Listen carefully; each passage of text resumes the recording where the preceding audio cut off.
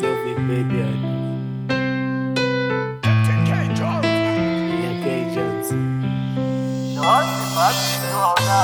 Ndiwe munhu wandaidisisa ndikatopotsa ndakumitisa, asi wakatanga kuzotipisa. Murudo waindiwachisa kana wafunga kuyenda, asi usatsoke. Siva moyo wangu uri kunyunyuta. Yes, it's okay. Ukazofunga zvekuyenda, asi usatsoke. Siva moyo wangu uri kunyunyuta. Yes, it's okay. Haugone kutamba nevamwe, kutamba uchidira vamwe taka mumaziso. Rudo rwedu rwava kwiredzike kuita unge siso. Ndakambochema musodzi ndikapukuta, moyo wangu uri kunyunyuta. Ndaimbosuwa rudo asi zvino ndakuta. Ndina ndititoke mukota, asi usatsoke.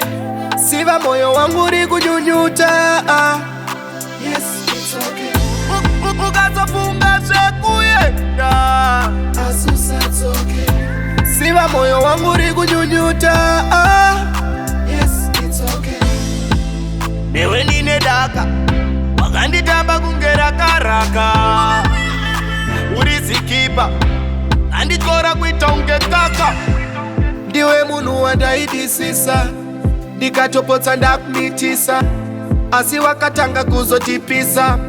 Murudo waindiwachisa kana wafunga kuyenda, asi usatsoke.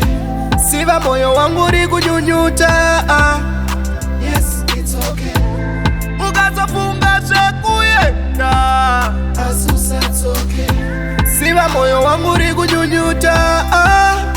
Yes, it's okay. Haugone kutamba nevamwe, kutamba uchidira vamwe taka mumaziso. Rudo rwedu rwava kwiredzike kuita unge siso.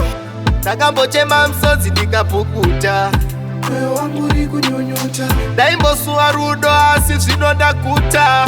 Ndina ndititoke mukota,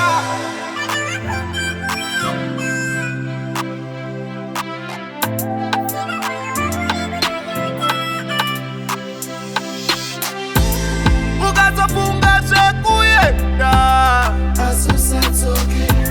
Siva moyo wangu uri kunyunyuta.